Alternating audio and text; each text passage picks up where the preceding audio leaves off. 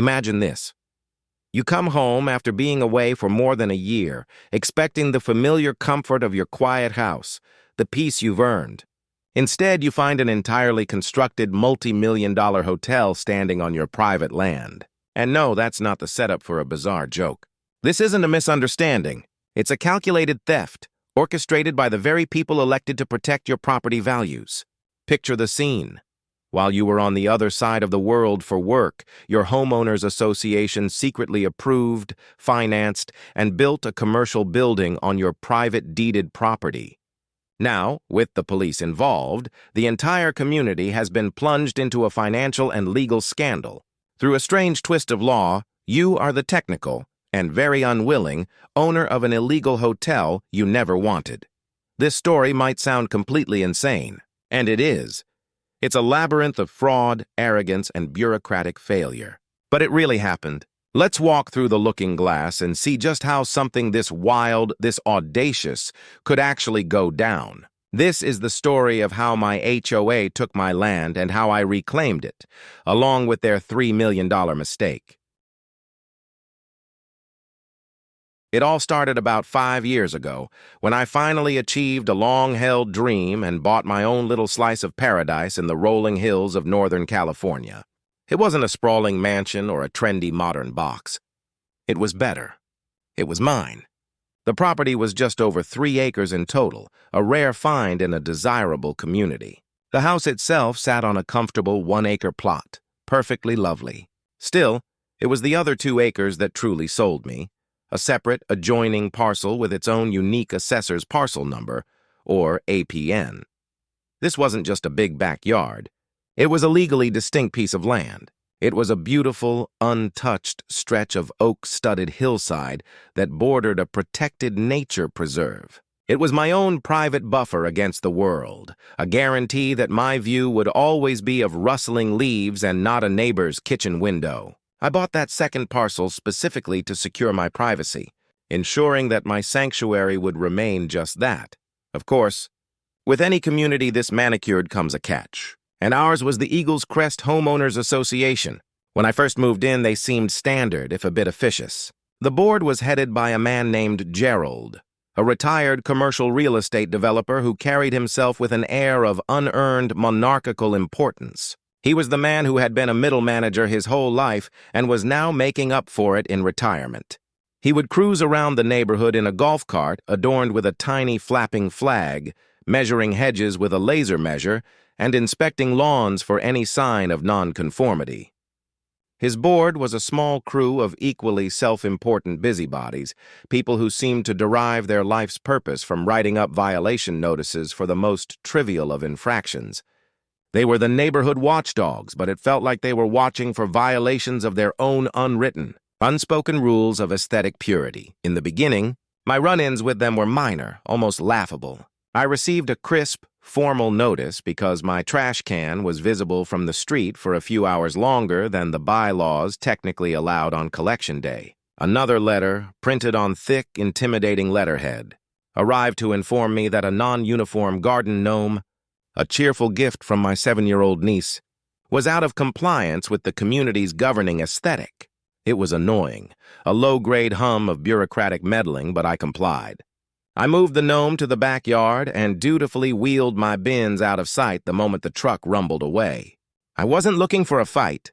I just wanted to be left alone to enjoy the peace I had paid for. I paid my dues on time, every time, and kept my place immaculate. I was, by any measure, a model resident. My job in geological consulting requires extensive travel, often for extended periods of time. Last year, I landed the kind of opportunity you can't turn down, a 14-month overseas consulting gig based in Singapore. It was a huge career move, a project I had been working towards for years. Preparing for such a long absence was a significant undertaking. I prepaid all my HOA dues for the entire 14-month period. I hired a trusted local landscaping company to maintain the property meticulously. I arranged for a close friend, Sarah, to check on the house every few weeks to ensure everything was in order. As a final box check, I notified the HOA management company, in writing via registered mail, that I would be out of the country but would remain reachable by email for any urgent matters. I thought all my bases were covered. I had been responsible and proactive. I had no idea that Gerald and his board were about to see my extended absence not as a simple fact of my life, but as their one golden, unmissable opportunity to execute a plan they had likely been dreaming about for years. The first hint that something was profoundly wrong came about 6 months into my assignment. It arrived not as a formal notice or an urgent phone call, but as a short, perplexed email from my friend, Sarah. "Hey," it read. "Weird question, and sorry if I'm missing something, but did you approve some major construction on the back lot? There's been a ton of noise for the past week, and I just saw a cement truck going up the access road." A cold, heavy knot formed in the pit of my stomach. The access road she mentioned was a dirt path that cut directly across my 2-acre parcel, the one I had bought specifically for privacy. It was my land. I was 12 time zones away, surrounded by the hustle of a foreign city. But my mind was suddenly back in my quiet, oak-filled field. I definitely hadn't approved any construction. I hadn't approved so much as a garden shed. My fingers fumbled on the keyboard as I shot an email back. "No, absolutely not! Can you please take a look? Be careful. Don't get into any confrontations, but please take pictures." What felt like an eternity, but was likely only an hour later, my phone buzzed with the notification of new photos. The images that loaded onto my screen made my blood run cold. It was worse than I could have imagined. A vast, ugly gash had been torn into my land. The beautiful rolling terrain was gone, replaced by graded dirt and gravel. Dozens of my beloved oak trees had been felled, their stumps looking like raw, open wounds. Worst of all, the distinct wooden forms for a massive concrete foundation were laid out, a skeletal outline of a significant building. And there, hammered into the ground with triumphant arrogance, was a large, professionally printed sign: "Future site of the Eagle's Nest Lodge, an exclusive community amenity. Project approved by the Eagle's Crest HOA Board of Directors." I stared at the photos, my hands shaking so badly I almost dropped my phone. An amenity? An exclusive community amenity? On my private deeded land? I felt a wave of dizzying disbelief, followed by a surge of pure rage. I frantically minimized the photos and started digging through my cloud storage, pulling up every digital copy of my HOA documents, my deed, and the title insurance policy. I scrolled through hundreds of pages of legalese, my eyes scanning for any loophole, any clause, any fine print I might have missed. There was nothing. Absolutely nothing. The documents were clear. The HOA had authority over designated common areas: the pool, the clubhouse, the green belts between homes. But this parcel, APN XXX, was mine. It was as much a part of my property as my own living room. My fury gave way to a cold, focused resolve.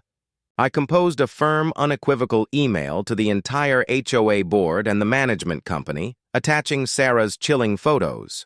"It has come to my attention," I wrote, "that major construction has commenced on my private parcel, APN XX. To be clear, I have not authorized this activity in any way. This constitutes an egregious and unlawful trespass. All construction must cease immediately. I require a full explanation for this within 24 hours, or I will be forced to engage legal counsel." Gerald's response, which arrived less than an hour later, was so breathtakingly arrogant it left me speechless. He didn't even acknowledge my claim of ownership. His email was a masterclass in dismissive condescension. He stated that the Eagle's Nest Lodge was a board-approved project for the betterment and beautification of the community, and that all necessary permits had been secured from the county. He dared to call it a new revenue-generating amenity that would increase property values for everyone. He ended the email with a flippant, "We're all very excited for the grand opening." I felt like I was losing my mind, caught in some surreal bureaucratic nightmare. "Was this a prank? A mistake of colossal proportions?" I replied instantly, stripping away all professional courtesy. "Gerald, let me be crystal clear. That is not community property. It is my private land, legally recorded and deeded to me. You are trespassing and damaging my property illegally. Shut it down now. This is not a request." His next reply was even worse, a piece of calculated gaslighting that made it clear this was no accident. "We have reviewed the official community plat maps on file with the county," he wrote, "and they clearly designate that parcel as Community recreation area. Perhaps you are mistaken about the boundaries of your property. I have spoken with the rest of the board, and we consider this matter closed. That was impossible. It was a lie. I pulled up my own notarized survey and title report from when I purchased the property. There it was in black and white, a bold, unambiguous line separating my two lots from the HOA's common areas. They were lying, but how?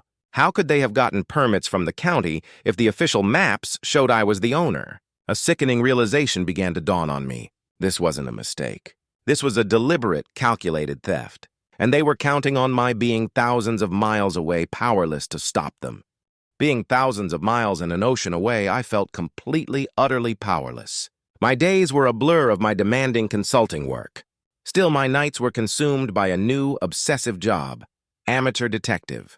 Fueled by caffeine and a burning sense of injustice, I spent countless hours hunched over my laptop, navigating the clunky, archaic interface of the county's public records website. I sifted through endless digital files of permits, zoning ordinances, and property records. I was looking for a needle in a haystack. Finally, after many sleepless nights, I found it. The complete permit application package for a new community lodge, filed by the Eagles Crest HOA. And attached to the application was a property map, a very clever forgery. They had taken the official, recorded subdivision map and digitally altered it. It was a masterpiece of subtle deception. They had ever so slightly shifted the boundary lines, redrawing them to make my 2-acre parcel appear as if it were part of the adjacent common area. The forgery was slick, professional. They had even mimicked the county surveyor's official stamps and markings. It was just plausible enough to fool a busy, overworked county clerk, who was likely checking for basic compliance and not cross-referencing against the original archived linen maps. This wasn't some amateur scribbling in the margins with a Sharpie. This was sophisticated, premeditated fraud, designed to deceive the very system meant to protect property rights. Armed with this digital smoking gun, I knew I couldn't fight this alone. I needed a professional. I spent the next 2 days vetting real estate attorneys in Northern California, looking for a shark. I found him in David, a lawyer whose online reviews described him as brilliant, tenacious, and utterly ruthless in court. I sent him everything in a single massive encrypted file: my deed, my title report, the original survey, Sarah's photos, my email exchange with Gerald, and, of course, the fraudulent map I had unearthed. His reaction over the phone was a rare and wonderful mix of professional outrage and undisguised legal excitement. "I've been doing this for 30 years, David said, his voice crackling with energy, "and I have never, ever seen an HOA attempt something this brazen. This is next level. They haven't just trespassed. They've committed document fraud on a massive scale to secure permits and, I suspect, financing." He was right. David's team quickly discovered that they had used the fake map not just to fool the county, but also to secure a multi-million-dollar construction loan from a commercial lender. They had borrowed a fortune against land they didn't own. My land David immediately went to war. He filed official complaints with the county planning department, the district attorney's office, and the state real estate board, flagging the fraud and demanding an investigation. He then had a process server, a man who reportedly relished dramatic confrontations, hand-deliver a terrifyingly thick cease and desist letter directly to Gerald during one of their monthly board meetings. The letter was a work of art, laying out the undeniable, ironclad proof of my ownership and presenting, as Exhibit A, the fraudulent map next to the real one. The construction stopped for precisely 1 week. Then, unbelievably, it started again. They were doubling down. We later learned from a source inside the county office that Gerald had stormed into the planning department, red-faced and belligerent, claiming I was a disgruntled, absentee owner trying to blackmail the community. He presented more forgeries to the bewildered clerks, including what appeared to be minutes from a homeowners meeting that had never taken place, a meeting that supposedly approved the project, and a forged easement document that seemed to bear my signature, granting the HOA building rights. Seeing my own name forged was a uniquely violating experience. This is when David, seeing their insane escalation, introduced me to a fascinating legal concept called accession. In simple terms, California Civil Code Section 1013 states that when someone affixes something to your land without an agreement, it becomes your property. The key, David explained, was their bad faith. Since they knew, or should have known, they were building on my land illegally, and their forgeries proved they were aware. Their legal claim to the structure they were building was incredibly weak. Practically non-existent. Here's the new plan, David told me over a video call, a hint of predatory glee in his eyes. Forget the injunction. Let them finish it. Every nail they hammer, every window they install, every dollar they spend, they are adding value to your property. They are building you a hotel on their dime, with a fraudulent loan they'll have to pay back. When you get back, we're not just going to sue them into oblivion. We're going to take it. So, for the next 8 agonizing months, I followed the insane strategy. From thousands of miles away, I watched as they built it. Sarah sent me weekly photo updates, a morbid and infuriating slideshow of their progress. I saw the walls go up, the roof go on, and the windows installed. It was a beautiful building, a rustic 10-room lodge with a commercial-grade kitchen, a sweeping deck overlooking the nature preserve, and high-end finishes. They spent, according to the loan documents David had obtained, nearly $3 million. And with every picture, my anger and anticipation grew. They thought they were building their dream amenity. They were building my greatest weapon. And soon I was coming home. The day I finally flew back to California was surreal. The 14-hour flight over the Pacific was a long, slow burn of anxiety and rage. I spent 2 full days after landing huddled with David and his legal team, finalizing our multi-pronged plan of attack. We had an ironclad case for a quiet title action, a powerful type of lawsuit that asks a court to resolve all competing claims definitively and formally declare my undisputed ownership of the property, as well as everything permanently affixed to it. We had every piece of evidence, every document certified, every statement notarized. We were ready for war. The next morning, David and I drove to my house. I hadn't even been inside my own home yet. As we rounded the final corner, there it was. Tucked into the oak grove where my private field used to be stood the Eagle's Nest Lodge. It was finished, landscaped, perfect. Seeing it in person was a physical blow.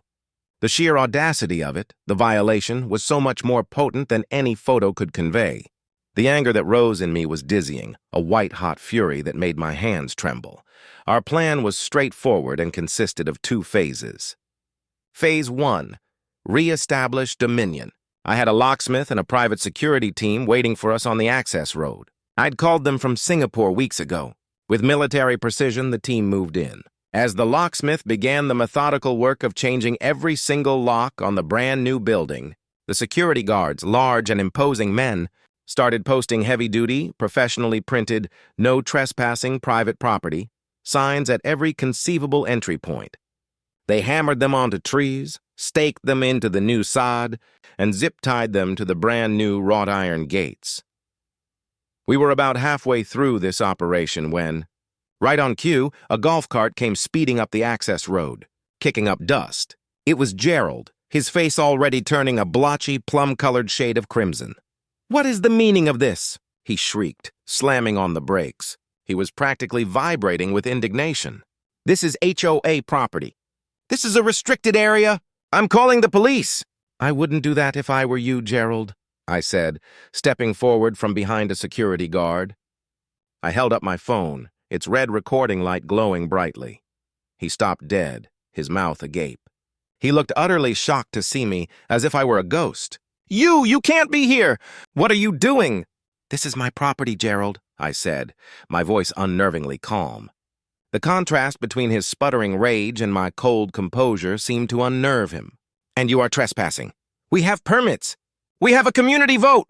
We have the loan," he sputtered, waving his hands vaguely towards the building as if that settled the matter. "You have forgeries," David interjected smoothly, stepping forward and handing him a thick, document-heavy manila envelope. "And you've just been served. That's a courtesy copy of the quiet title action we filed with the Superior Court this morning, the one that includes your fraudulent map, your forged meeting minutes, and the forgery of my client's signature, all attached as exhibits A, B, and C. Gerald's face went from red to a pasty, sickly white. He looked down at the envelope as if it were a venomous snake. He did exactly what we hoped he'd do.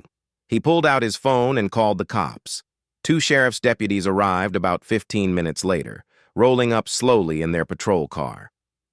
Gerald ran to them, launching into a frantic, high-pitched tirade. "These people have illegally taken over our community lodge. They've broken in! I want them arrested for trespassing." One of the deputies, a calm, methodical woman with a no-nonsense air about her, held up a hand to stop his rant and walked over to us. "Can I hear your side of the story, ma'am?" I took a deep, steadying breath and laid it all out. I didn't yell or accuse. I just stated the facts, calmly and chronologically. At the end, I handed her a portfolio David had prepared. It contained my grant deed, my certified property survey map, and my title insurance report. She took the documents, her expression growing more serious with each page she turned. She studied my survey map for a long moment, then walked over to an original, brass survey marker set in concrete at the corner of my property, an official marker from the 1970s that the construction crews had thankfully left undisturbed. She squatted down, read the number stamped on it, and then looked back at the map in her hand, tracing the boundary lines with her finger.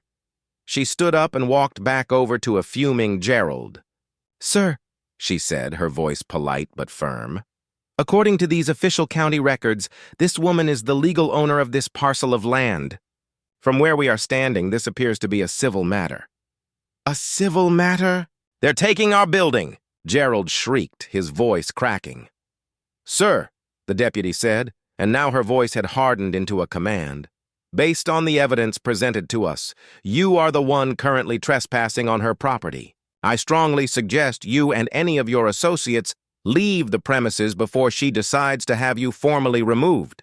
Utterly defeated, his authority vaporized, Gerald stared at her in disbelief, then at me with pure hatred. He got back in his golf cart and drove away without another word. The deputies stayed for another hour while we finished securing the property. They took our statements, provided David with a case number for their own official report on the fraudulent documents, and wished me luck. The hotel was mine. The days and weeks that followed were a chaotic blur of legal action, administrative maneuvering, and no small amount of petty revenge. The very first thing I did, the day after the confrontation, was hire a sign company to hang a massive banner across the front of the lodge. In giant 6-foot letters, it read, "Under new management, grand opening soon." The schadenfreude was exquisite. Sarah, who attended the HOA's subsequent emergency board meeting, described it as a spectacular meltdown of epic proportions, filled with screaming accusations, and panicked homeowners finally realizing the depth of the board's malfeasance. The quiet title action was, as David predicted, a mere formality. Faced with overwhelming, undeniable evidence of systemic fraud, the high-priced lawyers for the HOA and its insurance company knew they were beaten. They folded almost immediately to avoid a drawn-out and embarrassing public trial. The judge signed the order, extinguishing any of the HOA's claims.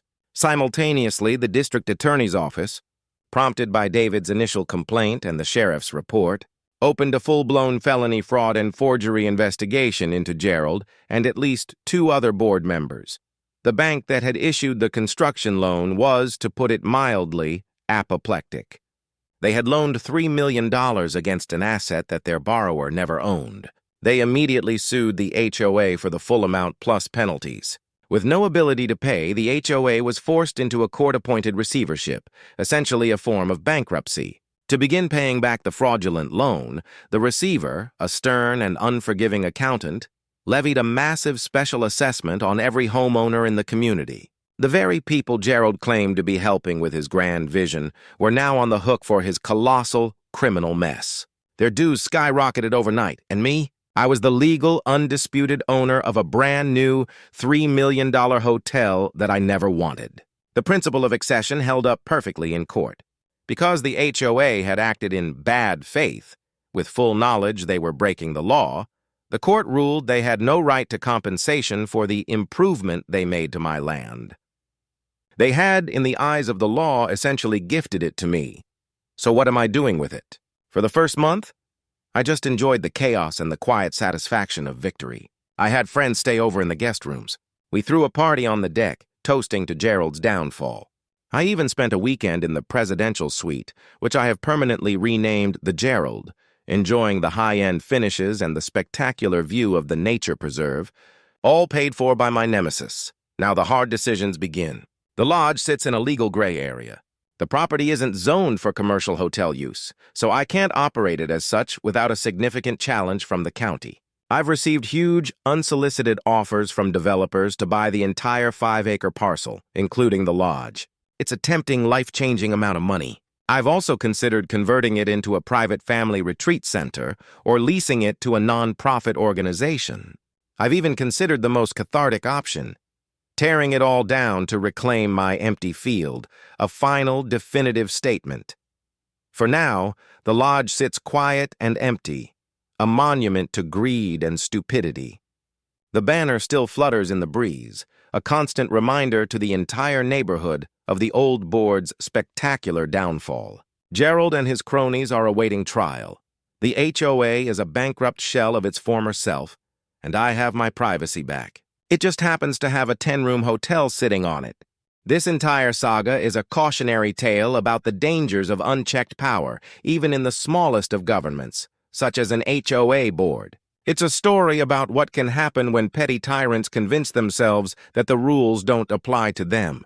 But more than that, it's a testament to the importance of knowing your rights, keeping meticulous records, and, when necessary, fighting back with overwhelming force. They thought their position gave them power, but they forgot that true power lies in the truth and in the deed to the land you're standing on.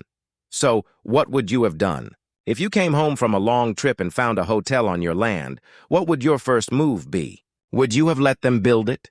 Would you tear it down or cash it in? Please let me know in the comments. I'm genuinely curious to hear what you would do in this situation.